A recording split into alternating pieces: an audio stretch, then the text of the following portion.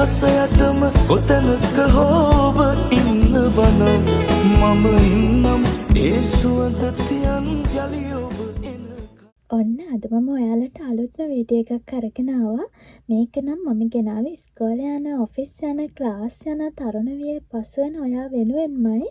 ඉතින් මේ යෞවන වේ කියන්නේ ටිකක් හිතුමනාපෙට වැඩ කරන වයසක්නේ. මම කිව්වොත් හරි ටිකක් විතර මොරණ්ඩ වයසක් කියලාත්. අපි බලමු මේ කාලෙදී අපි මොනවද කරන්න ඕනේ, මොනවද කරන්න හොඳ නැත්තේ කියලා.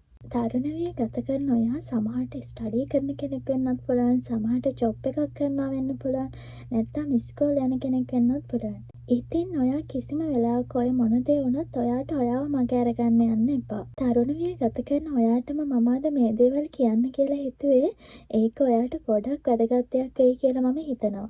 ඉතින් උදේ නැගිට ගමන් අපිට බැරි නෑනේ අපේ ස්කින් එක ගැන පොඩ්ඩක් හිතන්න. පාඩම් කරන කෙනෙක් වෙන්න පුළුවන්, ඔෆිස් එකේ වැඩත් එක්ක ස්ට්‍රෙස් එකේ ඉන්න කෙනෙක් වෙන්නත් පුළුවන්. ඉතින් උදේ නැගිටින ඔයා එක විනාඩි 5ක් මේ අයිස් කියුබ් ට්‍රීට්මන්ට් එක කරන්න. මේක අපිට ඇත්තටම කඩෙන් ගන්න පුළුවන්. ඒත් මම මේ කියන එක කොහොමද කියලා ඔයාලත් කරලම බලන්න. මම මේ කොමාරිකා පිත්ත හොඳට සුත්ත කරලා ඒක ඇතුලේ තියෙන මදේ කොටු විදියට කපලා ඩීෆ්ෂර් දාලා තමයි මේ අරගෙන තියෙන්නේ. ඔයා රෑ නිදි මරාගෙන පාඩම් කරන කෙනෙක් නම් ඔයාගේ මොනේ පිම්පල්ස් මාක්ස් හරි තියෙනවා නම්, එහෙමත් නැත්නම් ඇස්සට කළු වෙලා නම් මේක නිකන් අයිස් කියුබ් එකටත් වඩා ඔයාට ගොඩාක් වටින දෙයක් වෙයි කියලා මම හිතනවා.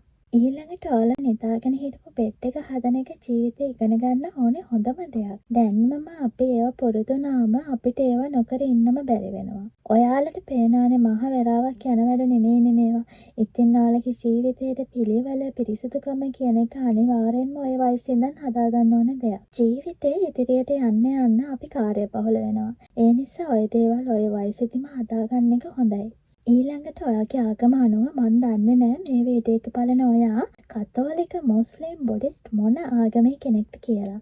ඉතින් ඔයාට පුළුවන් මේ ආගමේ විදිහට තමන්ගේ ආගම අදහන්න. මම කරන දේ ඔයාලට මම කියන්නම්. මම බෞද්ධ ආගමික කෙනෙක්. ඉතින් මම මේ වගේ විනාඩි 7ක් 8ක් වගේ පොඩ්ඩක් භාවනා කරනවා. මේක අපේ මනස නිරවුල් කරගන්න ලොකු උදව්වක් වෙනවා. අනික තමයි උදෙන්ම නැගිට්ටාම අපේ හිත හරි නිදහස්. කිසිම අනවශ්‍ය දෙයක් නෑ. ඒකනේ උදෙන්ම පාඩම් කරන එක හොඳයි කියලාත් කියන්නේ. ඔයත් පාඩම් කරන කෙනෙක් නම් මම මේ කිව්ව දේ ඔයාට ගොඩක් වැදගත් දෙයක් වෙයි කියලා මම හිතනවා. ඊළඟට ඔයාලට පුළුවන් නම් මොන හරි ජූස් එකක් බොන්න පුරුදු වෙන්න. එහෙම නැත්නම් හොඳ වතුර වීදුරුවක් බොන්න. ඒක ඇඟට වගේම අපේ ස්කින් එකට ස්කින් කලර් එක වෙනස් කරගන්න ගොඩක් හොඳ දෙයක් වෙනවා. විශේෂයෙන්ම කියන්න ඕන දෙයක් තමයි අපේ ලංකාව කියන්නේ අවසර වැඩි රටක් නිසා පාවිච්චි කරන ඩේ ක්‍රීම්, නයිට් ක්‍රීම් ගැන පොඩ්ඩක් සැලකිලිමත් වෙන්න ඕනේ. ඒ වගේම එළියට යනකොට අනිවාර්යෙන්ම සන් ක්‍රීම් එකක් පාවිච්චි කරන්න. අපි එහෙම ඒ දේවල් හිතන්නේ නැතුව ඔහේ ක්‍රීම් ගාගෙන එළියට ගියොත් අපේ මූණේ පිම්පල්ස් එන්න පුළුවන්. නැත්තම් ස්කින් එක ඩාර්ක් වෙන්න පුළුවන්. ඔයා මේ වැරදි කරන කෙනෙක් නම් අදම නවත්තන්න. ඇත්තටම මේ දේවල් අපි කරන්නේ ලස්සන වෙන්නමද? නැත්තම් ස්කින් ඩැමේජ් එක නතර කරන්නද? නෑ. අපේ දවස ලස්සන කරන්නත් මේ දේවල් අපේ ජීවිතේට ගොඩාක් වැදගත් වෙනවා. මම දැන් මගේ බ්‍රෙක්ෆාස්ට් එක ගන්න හදන්නේ. ඒ ගමන් මම ඔයාලට පොඩි දේවල් ටිකක් කියන්නම්. ඉතින් මම මේ කියන දේවල් ඔයාගේ හිතට තට්ටු කරලා ඔයාගේ හිතින්ම අහලා බලන්න. අපිට ජීවිතයක් හම්බ වෙලා තියෙනවා. ඇත්තටම අපි අපේ විදිහටමද ජීවත් වෙන්නේ? නැත්නම් එහෙම වෙන්නත් පුළුවන්. ඔයාගේ ජීවිතේට පොඩ්ඩක්වත් ආස නැති කෙනෙක් වෙන්න පුළුවන්. ඔයාගේ වටා ඉන්න පිරිස ගැන හිතනවා. එහෙමත් නැත්නම් ඔයා ආස කරන චරිතයක් ගැන හිතලා අනේ මාත් මෙහෙම වුණා නම් කියලා හිතනවා. මටත් එහෙම තිබුණා නම් කියලා හිතනවා. දන්නවද? එතකොට අපි තව කෙනෙක් දිහා බලලා අපි නොදැනුවත්වම අපේ හිතේ ඊර්ෂ්‍යාවක් ඇති කරගන්නවා. මම දන්නේ නෑ ඔයාලා ගැන හරියටම කියන්න. ඒත් අද ගොඩක් අයට තියෙන ප්‍රශ්න තමයි මේවා. හැබැයි මම දෙයක් ඔයාලට කියන්නම්. මම අද මේ ජීවත් වෙන විදිය ගැන මම ඇත්තටම ගොඩක් සතුටු වෙනවා. හැබැයි මට වඩා දේවල් තියෙන, මට වඩා ගොඩක් ලස්සනට ජීවත් වෙන මිනිස්සු ඕනේ තරම් ඉන්නවා. ඒත් මගේ දෙයක් තමා මට ලොකු ඇත්තටම මාව. මම කියන කෙනා තව කෙනෙක් කොපි කරනවා, තව කෙනෙක්ගේ දෙයක් බලලා අනේ මට එහෙම නෑනේ කියලා හිතන කෙනෙක් නෙමෙයි.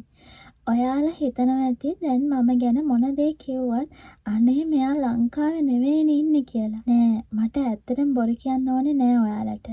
මම ඔයාලට අද මේ දේ ගැන විශේෂයෙන් කියන්න හේතුනේ ඒ නිසාමයි. ඔයාලා දන්නවද අපි තව කෙනෙක්ගේ දෙයක් එයාගේ මොකක් හෝ හැකියාවක් ගැන හිතලා එයාට පුළුවන් දේ අපි කරන්න ගියොත් ඒක කිසිම ගැළපීමක් නැති දෙයක් වෙනවා. මම කියන්නේ ඔයාලගේ දක්ෂතා තියෙනවා. ඔයා තව කෙනෙක්ගේ දෙයකට ආස කරලා ඒ දේ ලබා ගන්න කොච්චර දුරකද ඉන්නේ. ඒක ඇත්තටම ලබා ගන්න පුළුවන් දෙයක් නෙමෙයි. මම කියන්නේ ඔයාලගේ දක්ෂතා තියෙනවා. ඔයා තව කෙනෙක්ගේ දෙයකට ආස කරලා ඒ දේ ලබා ගන්න කොච්චර දුරකද ඉන්නේ. ඒක ඇත්තටම ලබා ගන්න පුළුවන් දෙයක් නෙමෙයි නම් ඇයි ඒ දේ වෙනුවෙන් දුක් වෙන්නේ? ඔයාගේ දේවල් හොඳින් කරන්න. හොඳට හිතන්න. Tamanට හම්බුන ජීවිතයේ Tamanගේ හැකියාවෙන් උපරිම ඉදිරියට යන්න. එතකොට තමයි Tamanට Taman ගැන සතුටක් දැනෙන්නේ. එහෙම වුණාම අපිට ජීවිතේ හැම දවසක්ම හැම උදෑසනක්ම සුන්දරව දකින්න පුළුවන්. සතුටින් ඉන්න පුළුවන්.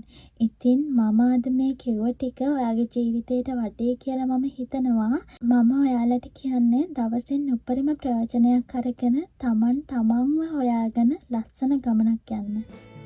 රජ සිටු මැතිවරු මිලට අරන් වසන්ත සල්පිල් මට කියන්න ඔබ හැර කොයින්ද මිල නොකළ කිමල්. රජ සිටු මැතිවරු මිලට අරන් වසන්ත සල්පිල් මට කියන්න ඔබ හැර කොයින්ද